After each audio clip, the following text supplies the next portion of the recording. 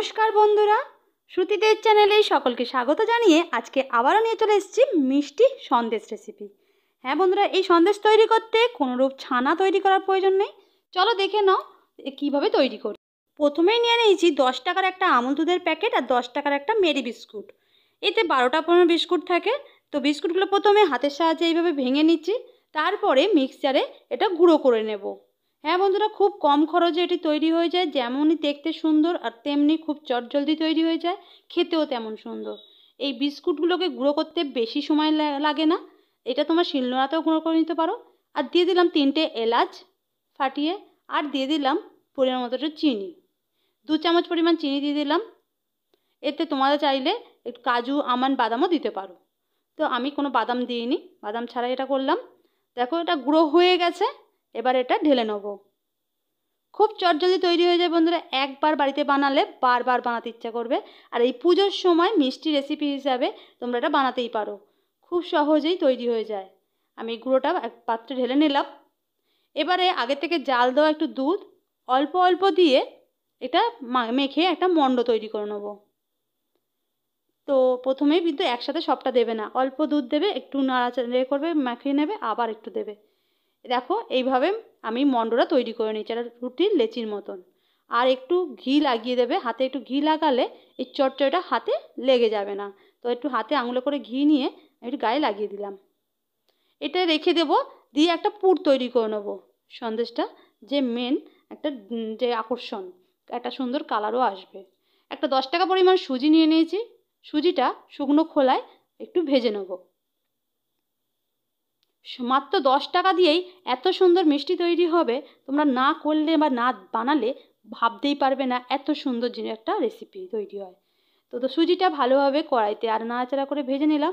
আর দিয়ে দিচ্ছি একটু রেড কাউ ঘি, আমি এখানে ব্যবহার করেছি ঘি, একটু 1 চামচ পরিমাণ ঘি দিয়ে দেবো। সুজিটা হালকা ভাজা গন্ধ হলেই একটু ঘি দিয়ে আবারও একটাকে নেড়ে চেড়ে গরম করে ভাজা করে নেবো। তো ঘিটা দিয়ে দিলাম। ঘিটা দিলে প্রথমেই সুজিটা একটু ডেলা ডেলা হলেও নাড়তে নাড়তে এটা কিন্তু সুন্দরভাবে মিশে যাবে, আর একটু ঝুরঝুরে সুজি হয়ে যাবে। তো এই মতো অবস্থায় সুজিটা আমার ভাজা হয়ে গেলে আমি নামিয়ে নেব। দেখো সুজিটার সুন্দর গন্ধ বেরিয়েছে, আর বেশি লালচে কিন্তু করব না, একটা সুন্দর গন্ধ বেরোলেই এটা আমি নামিয়ে নেব। চলো সুজিটা আমি নামিয়ে নিয়েছি। এবারে ওই কড়াইতেই দিয়ে দেবো আগে থেকে গরম করে রাখা দুধ 1 কাপ, আর একটা 10 টাকার গুঁড়ো দুধের প্যাকেট নিয়ে রেখেছি। দুধটা প্রথমেই দিয়ে দিলাম কড়াইতে। এটা 1.5 কাপ দুধকে 1 কাপ বানানো, সেই রকম পরিমাণ দুধ দিলাম, ফুটানো দুধ। তারপরেই দিয়ে দিচ্ছি 10 টাকার ওই গুঁড়ো দুধের প্যাকেট, দুধটা সবটাই ঢেলে দিলাম। এবারে ভালোভাবে মিশিয়ে নিচ্ছি দুধের সাথে গুঁড়ো দুধটা, এইভাবে নাড়াচাড়া করে ভালোভাবে মিশিয়ে নিতে হবে।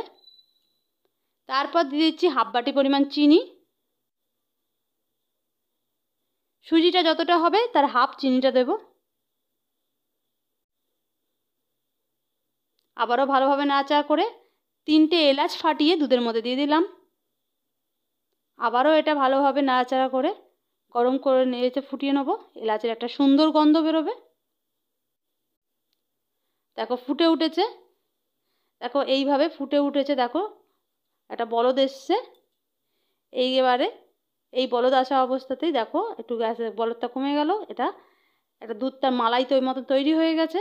এই মালাই এই অবস্থাতেই আমি সুজিটা দিয়ে দেবো। এবার সুজিটা প্রথমে অল্প দেব, দুধে মিশিয়ে নেওয়ার পর বাকিটাও দিয়ে দেবো। এইভাবে ভালোভাবে মিশিয়ে নিচ্ছি দুধের সাথে। আর এই মতো অবস্থায় গ্যাসটা কিন্তু আস্তেই করে দেবে, বেশি জোরে দিলে কিন্তু সুজিটা দুধটা টেনে নেবে।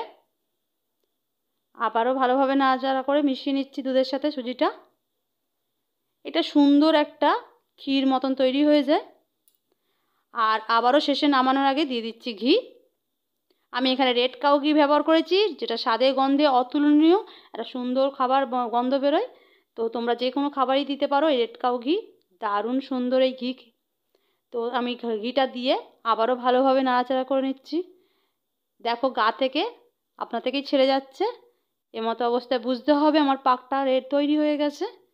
তারপরও আরেকটু বোঝার জন্য আমি একটু জিরে হাতে করে নেব যে আমার এটা পাকটা ঠিক হয়েছে কি না, সেটা বোঝার জন্য হাতে একটু নিয়ে আঙুলে করে এইভাবে গোল পাকাবো, যাতে হাতেও লাগবে না, সুন্দরভাবে পাক হয়ে যাবে।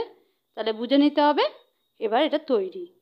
তো এবারে এটা নামিয়ে নেব, গ্যাস নিভিয়ে দেবো, দিয়ে এটা নামিয়ে তুলে নেব।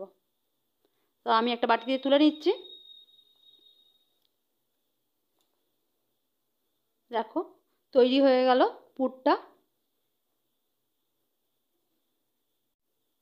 এবারে সামান্য একটু ঠান্ডা করেই এবারে বাটিটাকে তুলে একটা প্লেটের মধ্যে উপর করে দিলাম, আর একটু আঙুলে করে আবারও একটু ঘি নিয়েছি, হাতে একটু ঘি নিয়ে সুজিটার গায়ে মাখিয়ে দিয়ে সুজিটাকে একটা লম্বা লেচি আকারে করে নেব।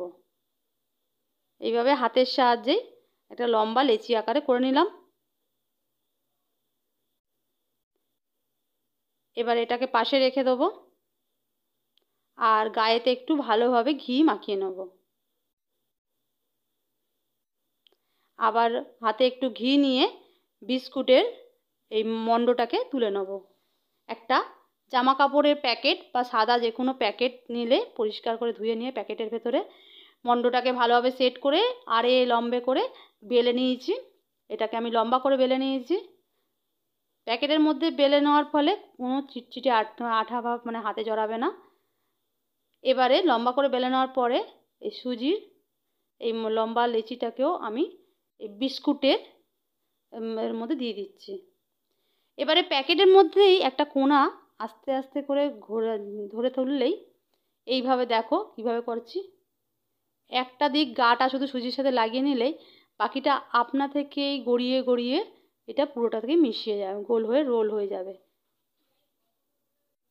দেখো প্যাকেটটা এইভাবে একটা কোণা তুলে দিচ্ছি ও আপনা থেকেই গড়িয়ে গড়িয়ে পুরোটাই রোল হয়ে যাচ্ছে। এই দেখো শুধু ওপর থেকে একটু করে প্যাকেটের কোণটা ধরছি, এই দেখো কোণটা এইভাবে ধরেছি, আপনা থেকেই রোল পাকিয়ে গেল।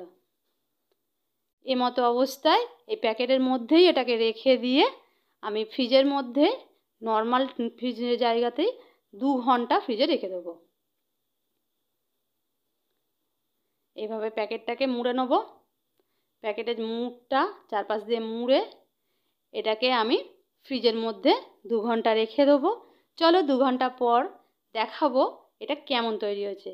তো রেসিপিটা ভালো লাগলে বন্ধুরা অবশ্যই একটা লাইক করে দিও, আর তোমরাও বাড়িতে বানিয়ে কেমন হয়েছে অবশ্যই কমেন্ট করে জানিও। তো দেখো ফ্রিজ থেকে বার করে নিয়েছি 2 ঘন্টা পর, প্যাকেট থেকে খুলে নিয়েছি, খুব সুন্দর একটা শক্ত হয়েছে। তো প্যাকেটটা সরিয়ে দিলাম।